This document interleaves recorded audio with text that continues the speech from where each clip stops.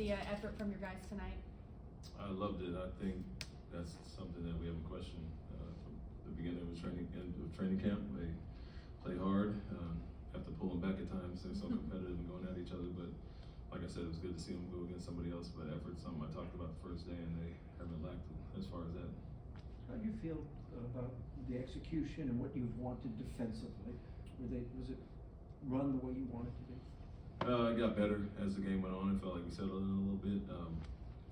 Bottom line is, we don't give up 30-point quarters, and we gave up 31 in that first, but after that it was 24, 25, 23 in the last three, so it got better. But Indiana's a team that slips a lot, and that gave us some problems with our switches, so they were slipping out, getting some separation, and something we'll have to clean up. There seemed some possessions, especially late in the first half, where guys weren't up on shooters as much as they were earlier. Is that something to kind of break bad habits, as you were talking about in media day, that needs more time? Yeah, it's just recognition and communication. You got Buddy Hield and the kid Shepard, who had a really good first game. It's a catch and shoot guy, and we're going under screens a few times and going under pick and rolls and off ball. And so we gave up 9 points in the first quarter, and so 9 of their 31 were off mistakes on 3-point shooters, and so that carried over a little bit in the second quarter. And that's what we talked about at halftime: recognition, KYP, and regardless of the game plan and how new it is to people, personnel is personnel, and the shooters and who they are. So I don't have to tell them that to know to go over Buddy Hield. Coach, you outscored them significantly in the paint. Was that a concern? Was that something that you concentrated on, made a concerted effort to make sure that the guys got points in the paint? Yeah, we just want to be aggressive and attack, especially early offense transition. We got a lot of multiple ball handlers that can get the rebound and push, and I think you saw that a little bit. First half, 25 free throws and finished with 39 for the game. That's obviously a big number, but 58 points in the paint. We were really attacking well, and granted they didn't have their main shot blocker in there. Daniel Tice is still solid. They got NBA players, so I liked our aggressiveness as far as that. Offensively, we saw Alperen Şengün involved in a lot of different actions as a screener, roller, making plays from the top of the key, even some entry passes to Jabari Smith Jr. in the post. How did you feel about his offensive involvement and his decision making tonight? It was solid. He's a guy that we can move around, and we can initiate offense from everywhere and then pick his spots when he wants to score. So still feeling him out and filling out what we're trying to get him to do, but he's going to be around the court. He's great in the pocket. Obviously, he can score on the post, but we do like when he's up top, kind of being a quarterback up there. I'd like him to take a few more threes instead of pump faking when nobody's really closing out on him, so he'll get that down. But just being aggressive there and then making plays is something that he does naturally. You talked about communication, kind of building on that. Are you seeing what you like in that? And the ball movement seemed to be pretty good tonight.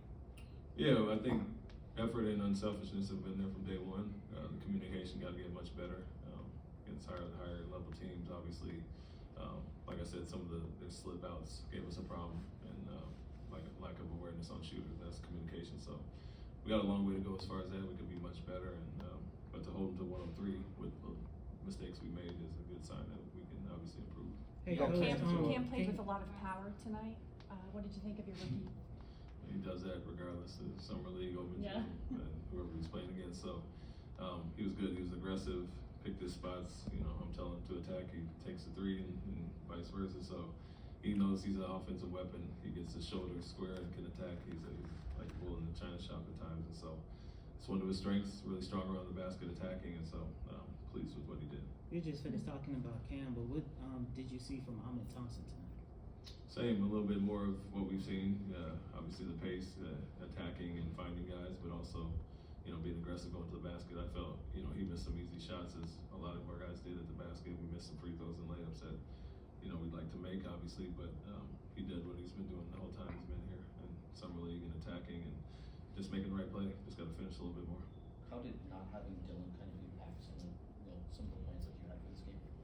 It didn't. It just gave us opportunity to play some other guys. Cam played more due to that. Tari started the second half, but for him, he's a guy that we're kind of monitoring anyway. So we're going to get my game off somewhere. Maybe tonight was the game he got off unintentionally, but he's a guy that's been through it all and can pace himself and get himself in shape. But he does want to ramp it up, and we were going to give him 3 quarters of run just like we did Fred, and just got cut short, but didn't change any plans. We had other guys that stepped up and did well.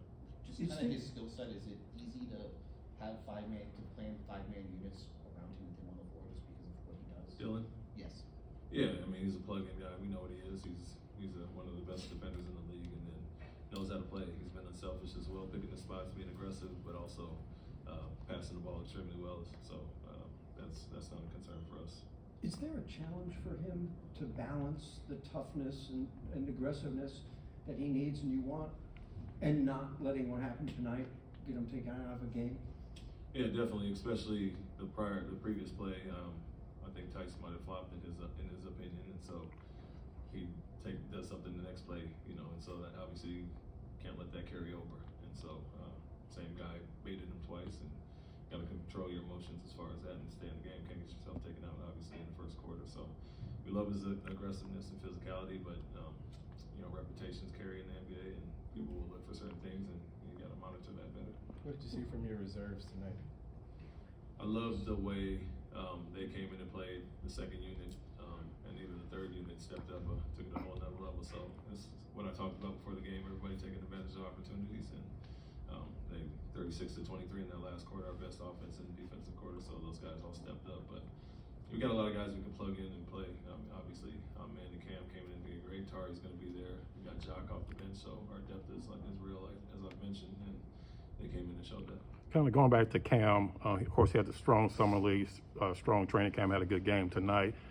Even though the forward position is probably the deepest position on the team, does he still have a chance to kind of crack the rotation and start the season? Yeah, he can play 2 through 4 pretty easily, and so we can plug him in a lot of places. Big body at the 2 and strong enough to guard 4s, and so he can play everywhere in between. And for him, it's a luxury at times. You look at him and men, and you can kind of pair any grouping with those guys, big or small, and they fit in well. So although the 4 is a stacked position, as you mentioned, I think we can play him 2, 3, 4, no problem.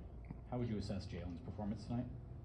Good. He was aggressive. He missed some shots he's going to make, and obviously the free throws. So I think, at times some of our guys have been rusty with their shot making, but not their decision making or aggressiveness. And so some mistakes on defense, like the other guys made on shooters a few times, but he was aggressive attacking, just missed some open threes and free throws that we know he'll make when it counts.